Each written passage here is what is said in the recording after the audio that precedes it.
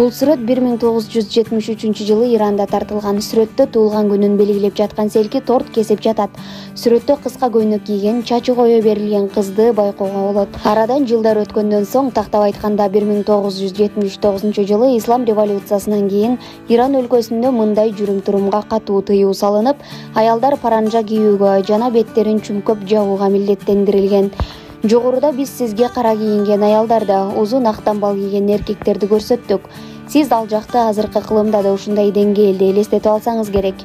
Мурдагы эмес, азыркы күндөгү Иранды сөз кыла турган болсок, биз ойлогон ойлордун негизин түп тамырынан өзгөртөт. Жалпысынан алганда, бул өлкөдө шарияттын эрежелери менен жашоо бийлик тарабынан буйрук катары кабыл алынган. Ошондуктан өзгөчө ирандык аялдар шарият уруксат берген кийимдерди кийип гана жашап келишет. Ирандык айымдар коомдук жайга барууда кийим кийүүнүн эрежелерин сактоого тийиштүү. Жада калса, чет элдик мейман айымдар саякатка барып калышса, ал жактын эрежелерине баш ийип, жоолук салынып, кыска жана тар кийим кийбөөгө, дене бөлүктөрүн жабык алып жүрүүгө милдеттендирилген.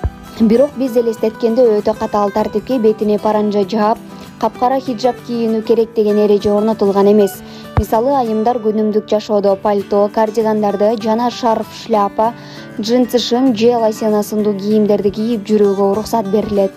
Атүгүл юбка кийүүгө тыюу салынган эмес. Бирок эрежеге ылайык узун болушу зарыл. Кыскасы, түркүн түстүү кийимдерди модага ылайык стилдүү кийинүүгө эч ким тоскоол болбойт.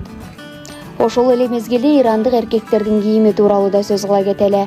Мырзаларга кийим кийинүүгө дээрлик чек коюлган эмес. Бирок жайдын ысык күндөрүндө кыска шым сланцы кийип жүрүү алар үчүн адепсиздикти түшүндүрөт. Бирок мындай кийинип жүрүү бардыгына тааныш болгондуктан өтө деле өөн учурай бербейт. Эгер мырзалар ал жакка барып калса, ачык түстөгү кийимдерди кийүүдөн баш тарткандары жакшы. Көбүн эсе токтоо түстөгү классикалык кийимдерге басым жасашат.